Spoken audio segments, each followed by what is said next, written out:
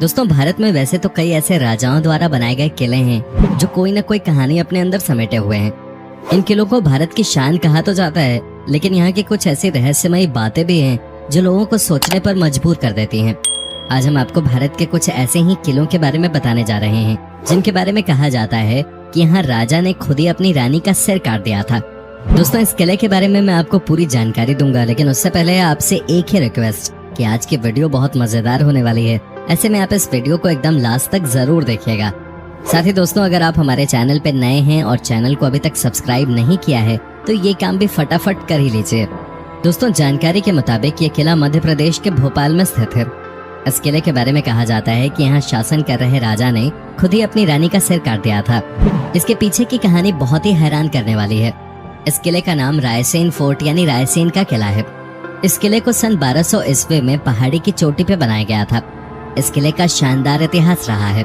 यहाँ राजाओं ने शासन किया है। इस किले पर जीत हासिल करने में पसीने छूट जाते थे। कहते हैं कि 4 महीने की घेराबंदी के बाद भी इस किले को नहीं जीत पाया था। जब इस किले को जीतने का प्रयास किया जा रहा था तब उस समय राजा पूरनमल का शासन था। जब उनको पता चला कि उनके साथ धोखा हुआ है तो उन्होंने अपनी पत्नी रानी रत्नावली को बचाने के लिए उनका सिर खुद ही काट दिया था। इस किले से जुड़ी एक रहस्यमयी कहानी भी है। कहते हैं कि यहाँ के राजा राजसेन के पास एक ऐसा पत्थर था जो लोहे को भी सोना बना सकता था। इस रहस्यमयी पत्थर के लिए कई युद्ध भी हुए, लेकिन राजा हार गए तो उन्होंने उस पत्थर को किले के ही एक तालाब में फेंक दिया। इस पत्थर को कई लोगों ने खोजने की कोशिश की, लेकिन कामयाब नहीं हो सके। कहते हैं कि इस पत्थर की हिफाजत एक जिन्न करता है। भारत को अपने इतिहास के लिए जाना जाता है, जिसमें पर्यटक किले और महल देखने के लिए आते हैं। लेकिन जरा सोचिए कि कुछ 50-60 लोगों का समूह किसी जगह को देखने के लिए आए और अचानक वहां से गायब हो जाए तो क्या हो। जी हाँ, ऐसा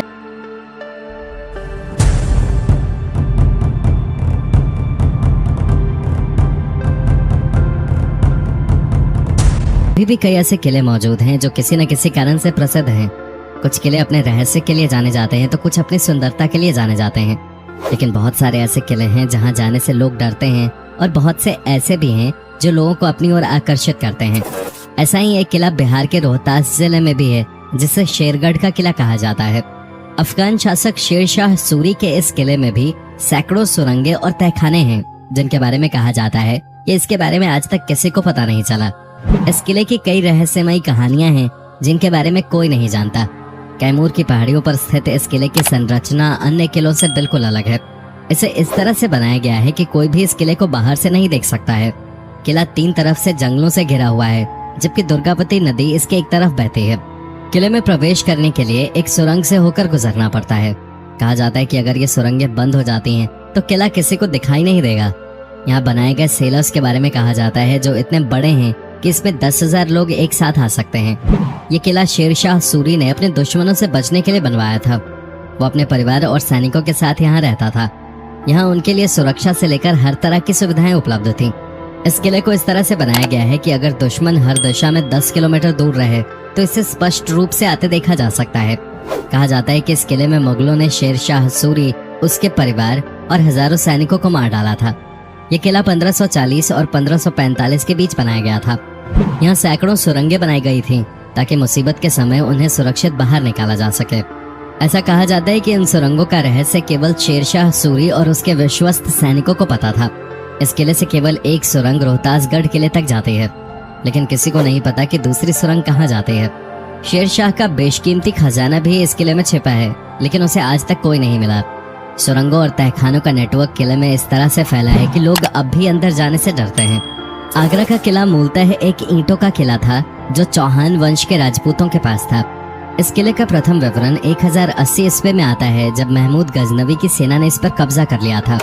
पुरुषोत्तम नागेश ओक की किताब आगरे का लाल किला हिंदू भवन है में इसका जिक्र है। सिकंदर लोधी ने भी इस किले में कुछ दिन गुजारे थे। लोधी दिल्ली सल्तनत का प्रथम सुल्तान था। उसकी मृत्यु भी इसी किले में 1517 में हुई थी। इसके बाद उसके पुत्र इब्राहिम लोधी ने गद्दी संभाली। पानीपत के युद्ध के बाद यह किला मुगलों के हाथ में आ गया। यहाँ उन्हें अपार संपत्ति मिली।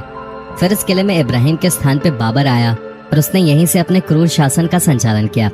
इतिहासकार अबुल फजल ने लिखा है कि यह किला एक ईंटों का किला था जिसका नाम बादलगढ़ था। ये तब खस्ता हाल में था और तब अकबर ने इसका जीर्णोद्धार करवाया। हिंदू शैली में बने किले में स्तंभों के बाद में तुर्क शैली में नक्काशी की गई। बाद में अकबर के पौत्र शाहजहां ने इसे अपने तरीके से रंग रूप दिया। उसने किले के निर्माण के समय राजपूताना समय की कई पुरानी इमारतों व भवनों को तोड़वा भी दिया था। चित्तौड़गढ़ का किला। ये किला राजस्थान के चित्तौड़गढ़ में स्थित है। चित्तौड़गढ़ में भारत के सबसे पुराने और भव्य किले देखने को मिलेंगे। उन्हीं किलों में से एक चित्तौड़ का किला है। ये किला बैराज नदी के किनारे स्थित जमीन से लगभग 500 फुट ऊंचाई वाली एक पहाड़ी पे बना हुआ है। इसे पानी का किला भी कहा जाता है क्योंकि यहाँ 84 पानी की जगह हैं। चित्तौड़गढ़ का किला चित्तौड़गढ़ बूंदी रोड से लगभग 4 से 5 किलोमीटर की दूरी पे स्थित है। इस किले में 7 दरवाजे हैं जिनके नाम हिंदू देवताओं के नाम पे पड़े हैं। प्रथम प्रवेश द्वार पैदल पोल के नाम से जाना जाता है, जिसके बाद भैरव पोल, हनुमान पोल, गणेश पोल, जोली पोल, लक्ष्मण पोल और अंत में राम पोल है, जो सन 1459 में बनवाया गया था। किले की पूर्वी दिशा में स्थित प्रवेश द्वार को सूरज पोल कहा जाता है। इस किले में कई सुंदर मंदिरों के साथ साथ रानी पद्मिनी और महाराणा कुंभा के शानदार महल हैं। हालांकि इस किले के कई हिस्से अब खंडहर में बदल चुके हैं। लगभग 700 एकड़ के क्षेत्र में फैला चित्तौड़गढ़ का ये किला राजपूत शौर्य के इतिहास में गौरवपूर्ण स्थान रखता है। ये किला 7वीं से 16वीं शताब्दी तक सत्ता का एक महत्वपूर्ण केंद्र हुआ करता था। इस किले पर 3 बार आक्रमण किए गए। पहला आक्रमण सन 1303 में अलाउद्दीन खिलजी द्वारा, दूसरा सन 1535 में गुजरात के बहादुर शाह द्वारा तथा तीसरा सन 1567-68 में मुगल के द्वारा। सोनार किला। राजस्थान में पहाड़ी दुर्ग, जल दुर्ग, वन दुर्ग और रेगिस्तानी दुर्ग के बेमिसाल उदाहरण देखने को मिलते हैं। जैसलमेर के किले को रेगिस्तानी दुर्ग कहते हैं। रेगिस्तान के बीचों बीच स्थित यह दुनिया के सबसे बड़े किलों में से एक है। इसे रावल जायसवाल ने 1156 ईस्वी में बनवाया। सुबह सूर्य की अरुण चमकीली किरणें जब इस दुर्ग पे पड़ती हैं तो बालू मिट्टी के रंग परावर्तन से ये किला पीले रंग से दमक उठता है। सोने सी आभा देने के कारण इसे सोनार किला या गोल्डन फोर्ट भी कहा जाता है। इस दुर्ग की विशालता का अंदाजा इसी से लगाया जा सकता है कि इस दुर्ग के चारों ओर 99 गढ़ बने हुए हैं। इनमें से 92 गढ़ों का निर्माण 1633 से 1647 के बीच हुआ था। ये किला शहर से 76 किलोमीटर दूर त्रिकुटा पहाड़ी पर त्रिकोण आकार में बनाया गया है। किले में सबसे ज्यादा आकर्षण जैन मंदिर, रॉयल पैलेस और बड़े दरवाजे हैं। जैसलमेर रेगिस्तान का शहर है जो त्रिकुटा पहाड़ी, हवेलियों और झीलों के लिए प्रसिद्ध है। यही वो दुर्ग है जिसने रेगिस्तानी दुर्ग कहते हैं। रेगिस्तान के बीचों बीच स्थित यह दुनिया के सबसे बड़े किलों में से एक है।